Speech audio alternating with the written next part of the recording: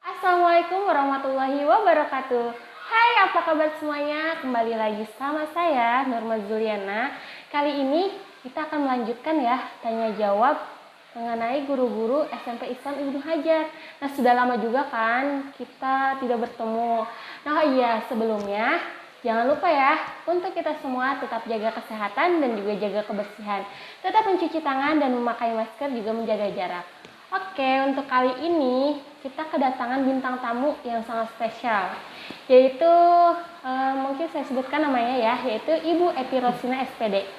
Nah, beliau adalah guru matematika di SMP Islam Ibnu Hajar. Nah, sekarang kita sudah bersama Bu Epi Rosina. Hai Ibu, apa kabar? Alhamdulillah baik. Alhamdulillah. Nah, Ibu kan tahu nih acara program kita yaitu tanya jawab bersama guru SMP Islam Ibnu Hajar. Nah, di sini ada satu wadah yang berisi tentang pertanyaan-pertanyaan dari guru-guru yang lain. Nah, Ibu penasarankah? Sudah siap? Alhamdulillah siap. Mungkin ada yang ingin Ibu sampaikan dulu? Enggak, mau lanjut aja? Iya. Oke, kita lanjut ya, Bu ya. Baiklah teman-teman, kita mulai ya. Pertanyaan pertama untuk Bu Epi Rosina. Aci mikir kayak ini. Boleh. Untuk Bu Epi Rosina, Bu, suka duka apa yang Ibu rasakan selama bergabung di SMP Islam Ibnu Hajar? Boleh deh dijawab. Dan suka dukanya, ya dukanya pernah kayak ngalamin kayak kemarin kebakaran tuh sempat itu kan emang susah banget ngajar di bawah campur segala macam. Iya. Ya sukanya sih paling ya karena guru teman-temannya kompak aja sih gitu aja. Berarti dukanya itu ya waktu itu sempat kan ya? Iya. Ya teman-teman, sedikit info juga ya, untuk sekolah kita dulu itu sempat terjadi kebakaran tahun berapa, Bu? 2017 apa 18 gitu. Wah iya, sekitar tahun 2017-2018 dan Ibu sudah bergabung ya? Iya. Saat itu pernah terjadi kebakaran dan mungkin itu yang merasa udah gimana gitu ya. Susah lah. Susah ya. Terus bahagianya gitu, sukanya itu apa? Ya paling ketemu teman-teman yang ibaratnya kompak lah di sini, bisa saling ngerti, bisa sama-sama belajar, udah gitu aja. Oke, kita lanjut ya Bu ya? Iya. Oke, kita lanjut lagi. Untuk Bu Epi, ini sih lebih ke asumsi ya Bu ya? Boleh deh Ibu yang baca. Boleh sambil dibaca, dijelaskan. Saya mah bodo amat, yang penting kita bisa makin kompak dan makin besar rasa kekeluargaannya. Iya sih, ya nggak apa-apa. Ya bodo amat, ya udah yang penting kita mah kompak aja gitu ya. Iya. Ngapain harus pikirin, ih dia mah begini, dia mah begitu. Ya udah kita mah kompak aja ya. Iya. Ya udah. Oke, lanjut lagi Bu. Masih banyak sih. Selanjutnya. Katanya nih Bu, untuk Bu Epi mau dikadoin apa sama saya? Wah, dikadoin. Dikadoin ini Mas siapa mungkin untuk dede bayinya ya. Untuk dede bayinya. Apa aja lah, yang penting bermanfaat. Dede bayinya juga udah lewat, kadonya udah lewat pertanyaannya. Iya, ini mungkin yang memberi pertanyaan ini mau dikadoin apa sama saya? Ya rumah, mobil. Duit. Nah, kita butuh duit ya, boleh dikadoin kepada Bu Epi. Terus selanjutnya Bu, boleh nih Ibu yang ambil nanti saya Pertanyaan apa itu kado? Boleh. Kita baca pertanyaan selanjutnya. Kepada Bu Epi, bagaimana cara Ibu untuk mengambil nilai sikap kepada siswa?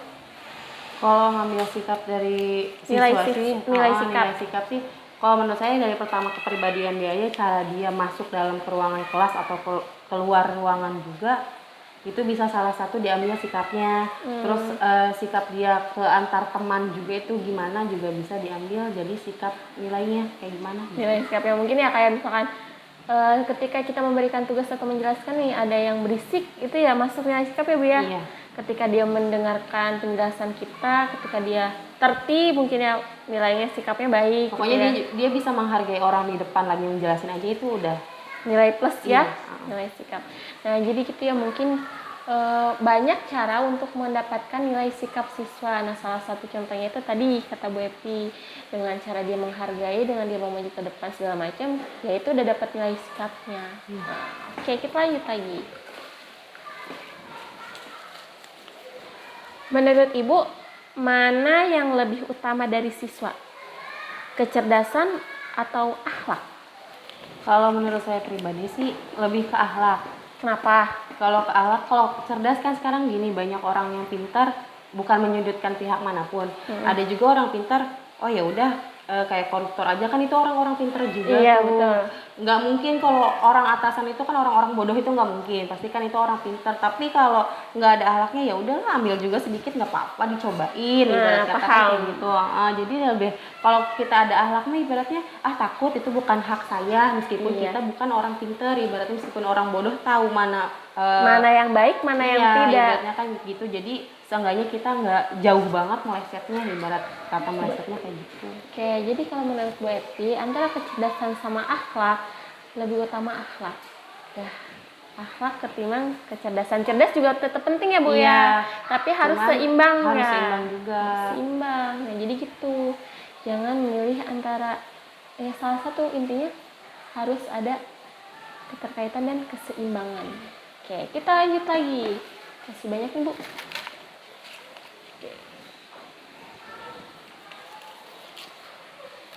Kesan pertama kelihatan galak katanya. Makin sini makin enak diajak curhat.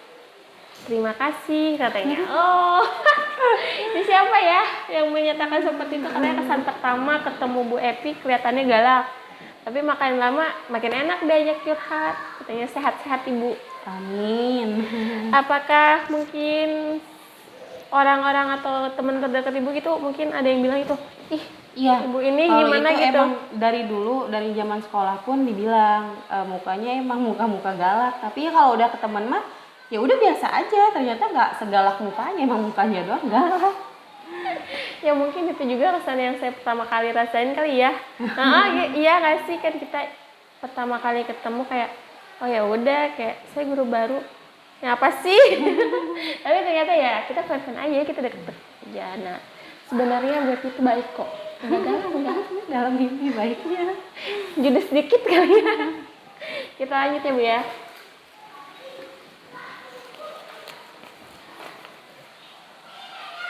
Oh, ini mungkin ditujukannya untuk sekolah juga ya katanya. Semoga segera ada musola. Amin. Sebenarnya ada majelis juga ya Bu ya. Majelis ada, musola, sekitaran sekolah juga ada. Jadi intinya gimana kita juga sih ya. Iya. Bagaimana kitanya. Oke, kita lanjut.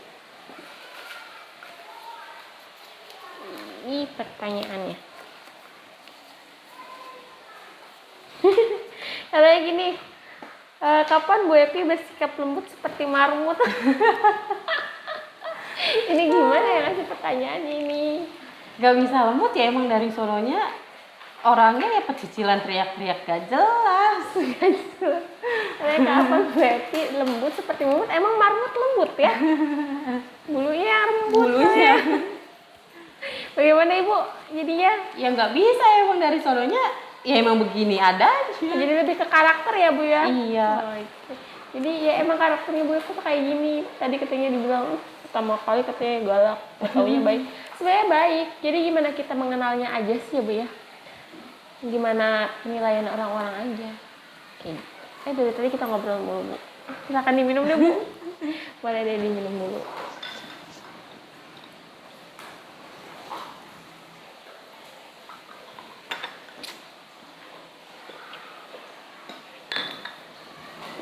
Oke. Kita lanjut lagi ya Bu. Sedikit lagi sih.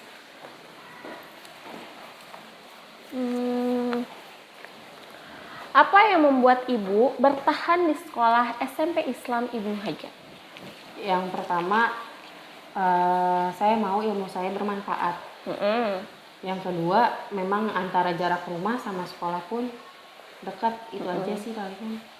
Ya, tapi yang pertama ingin ilmu kita bermanfaat ya pasti ya. Ketika kita sudah merasa memiliki dalam artian ya ini Iya, profesi takutnya saya gitu. takutnya gini loh, kita udah belajar banyak capek-capek, nggak dimanfaatin malah lupa. Karena Iya. kita nggak belajar megang buku berapa bulan aja, lupa apaan ya Apain ya, ibaratnya apalagi kayak ini gitu. ilmu gitu ya. Iya, makanya pengennya bermanfaat. Jadi buat diri kita juga bermanfaat supaya inget terus, ibaratnya nggak gampang lupa. Buat orang lain juga mungkin bisa bermanfaat gitu aja. Oke.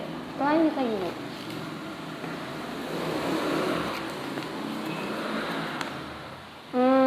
Sama sih kayak tadi, saya mah bodo amat. Yang penting kita bisa makin kompak dan makin besar rasa kekeluargaan. Amin. Kita tetap kompak, tetap apa ya Bu ya? Tetap saling Support.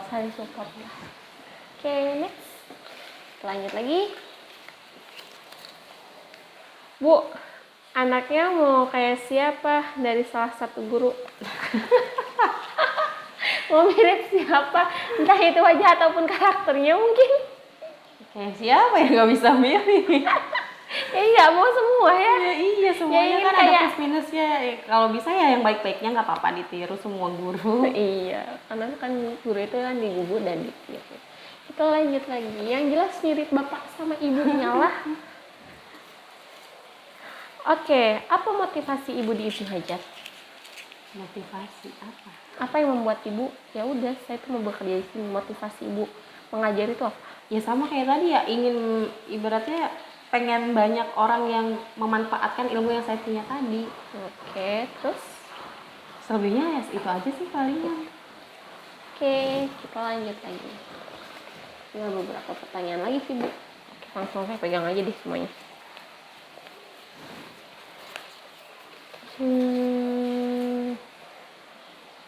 Lebih ke kesan ibu mengajar di sini tuh apa? Kesan yang paling benar-benar berkesan banget di sini tuh apa?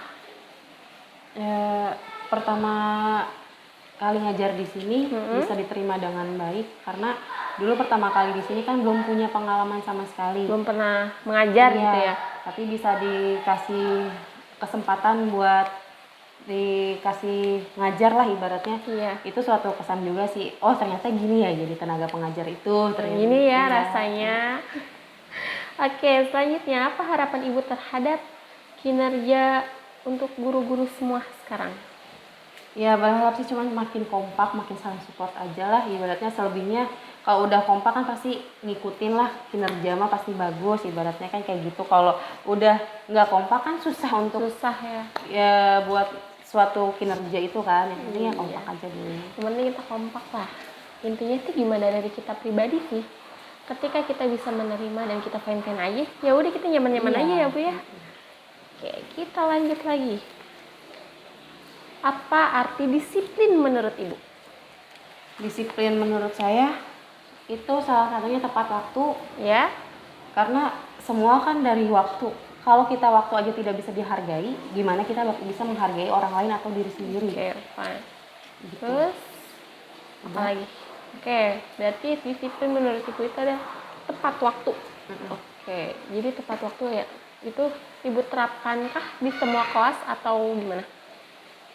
Pertama sih kalau itu aku terapin ke diri aku sendiri. Ibaratnya kalau aku memang masuk harus sampai sekolah jam 9 nih misalkan, ya kemungkinan paling lambat tuh ya jam 9 kurang 2 menit lah, ibaratnya aku udah standby di sekolah. Ibaratnya Oke, itu kan aku disiplin waktu dulu, berarti aku udah bisa membagi oh mana nih yang harus buat dikerjain, mana itu juga pasti bakal ngikutin ke semua, pasti disiplin semua. oke, siap, seperti itu. Jadi intinya sama diri kita sendiri ya. Iya.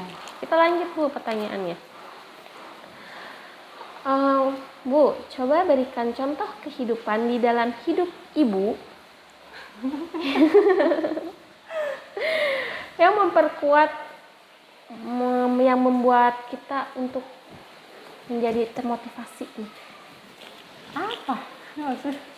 Ya jadi gini, coba Ibu kasih contoh deh, apa mungkin keinginan ataupun motivasi terbesar Ibu sehingga kita pun ngeliat Ibu, wah, jadi saya mau nih kayak Ibu gitu, saya nih mau kayak Ibu gitu. Kalau saya untuk motivasi orang lain sih mungkin nggak bisa, belum bisa,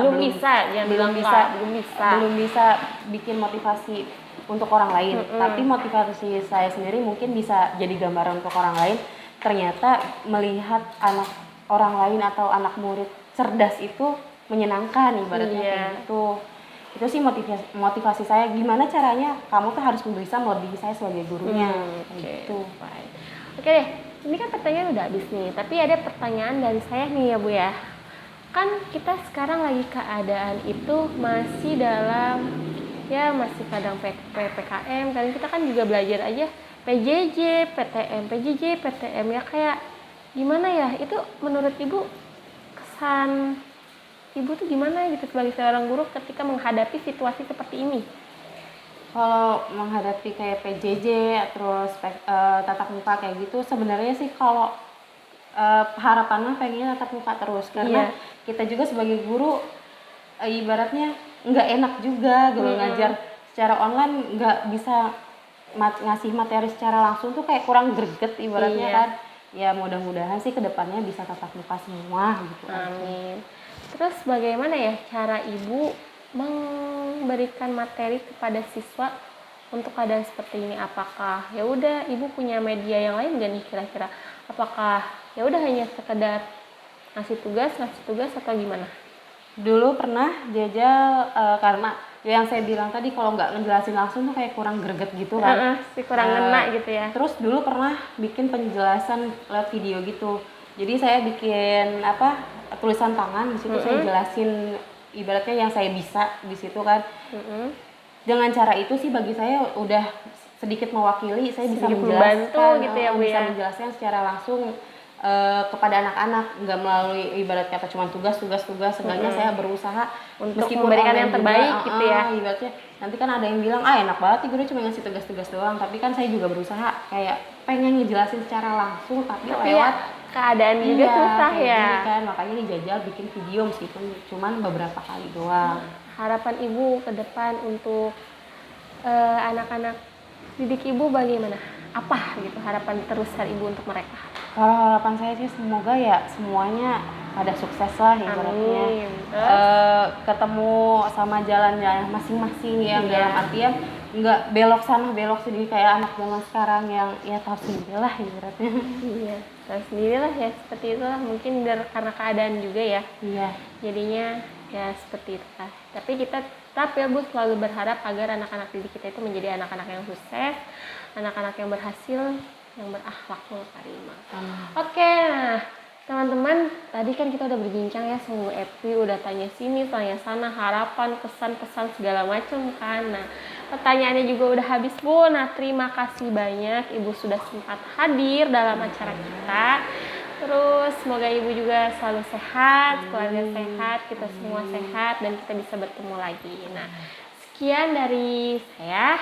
Kurang dan lebihnya mohon maaf. Sampai bertemu lagi nanti. Wassalamualaikum warahmatullahi wabarakatuh. Dah.